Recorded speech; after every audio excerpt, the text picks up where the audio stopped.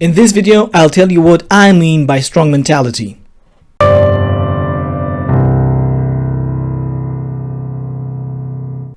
The thing I call strong mentality entails two big parts. First one is a thing which psychology calls emotional maturity, and second one is a component I have developed over the years. In simple words, emotional maturity means three things.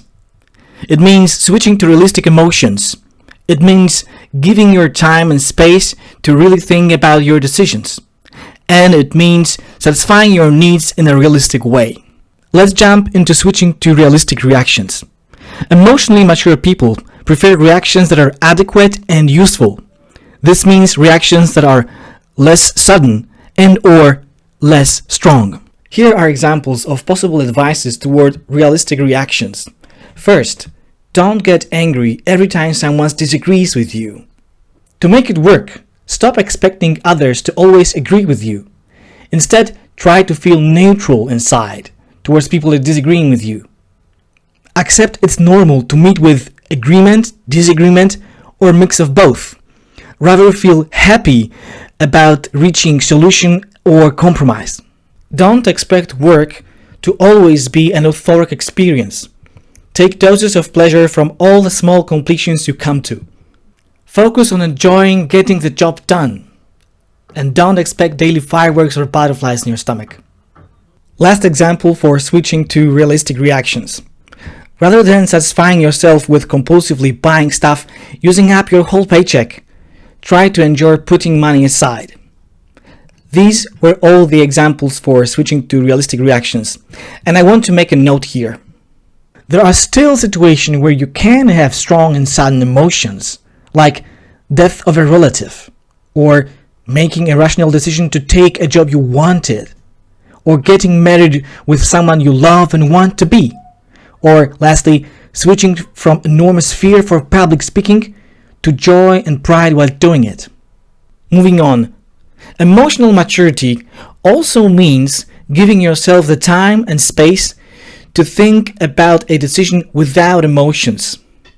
This way, your decisions will be better and at the same time happier for you, and on top of that, more productive in the long term. It might be counterintuitive, but it's better to accept that in most cases, you're happier and better off when taking time to decide. So now here are examples of possible advices toward better decisions. Give yourself time to decide on buying stuff instead of doing it immediately. Enjoy the savings when postponing the buying.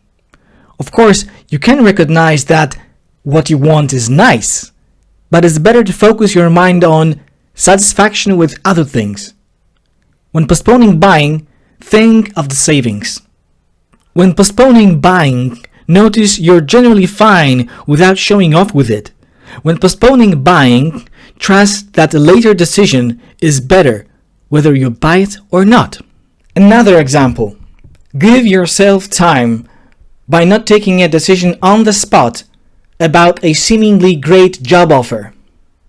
Instead, switch to taking a few days for making such a decision.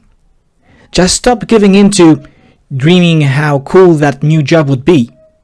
Don't focus on a single positive like short commute or high salary. Have the trust that you actually will be happier with a decision you have put time into. Last example. Don't decide to marry someone after a short time, like 6 months, and don't do it just basing on looks.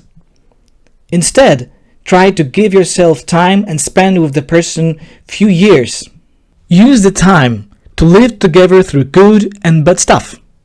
For this, you need to give up the idea of necessarily marrying at height of your euphoria. Do trust that a later decision will be better and happier for you and your potential spouse. Now, these were all examples for making a better decision thanks to time. Lastly, let's move to saying that emotional maturity is satisfying all your needs in a realistic way. And here are possible advices on how to reach that. First example, give up compulsive party going. So give up going to parties a few days a week, just to give yourself a chance to realize other needs, like a need of rest. Another example, don't let love for your work kill the love for other things. You don't need to work overtime even when you love your job. Cut down on your working hours. It's more fun to enjoy work and other things in life at the same time, like wife and kids. For that, you need to change from thinking that only work can bring joy to realizing that both job and family are fun. These are all examples for realistic taking care of your all needs. I want to make a remark here. Just because someone shows signs of emotional immaturity in one area does not necessarily mean that he/she is emotionally immature overall. I'll show you examples where someone possibly could have signs of both emotional maturity and immaturity, depending on an area. So, first example, someone is capable of saving money, but is unrealistically afraid to change jobs. Another example, someone can be confident about his/her performance at work, but at the same time struggle with self-esteem when it comes to body. Last example, someone is able to negotiate best deals for his/her family and children, but at work is too agreeable and is not able to get same nice deals. These were all examples showing how people can show signs of emotional maturity and immaturity depending on area, which wraps up the part of emotional maturity. Let's go to second big part of strong mentality, that is my component. It entails growing your positive emotions and turning all newly developed reactions into habits. When talking about growing your positive emotions, let's take a look at this chart. To the right we have easy conditions and so better outcomes. And so to the left we have difficult conditions and worse outcomes. So now to the top we have positive emotions, and respectively to the bottom we have negative emotions. So to my observations, I often see people with thinking patterns that make their emotions look like this. In many cases, they're negative. Even in moderate, good conditions with small positive outcomes, people feel dissatisfied. They need very big success to feel happy at all. They do not relate successes to possibilities. In my process, I am trying to change my emotions to look like this. I want to notice that in certain moderate conditions, my small results in fact are my successes and I can be happy about them. Even more, in bad conditions, I can be happy when I am able to reduce losses. When talking about turning all your newly developed reactions into habits, it is important to say that this is required for you to keep and build your strong mentality.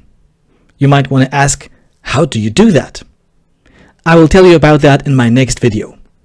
To sum up, strong mentality has two big parts: emotional maturity and my component.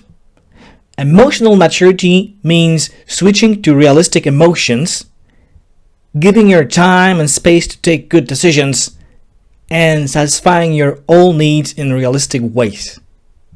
Whereas my component of strong mentality entails growing positive emotions and turning all newly developed reactions into habits. If I have explained to you just a bit what I mean by strong mentality, then thumb up and subscribe to get notified about upcoming videos. I want to reach as many people that could benefit from my knowledge as possible, so share this video on Facebook and other social media.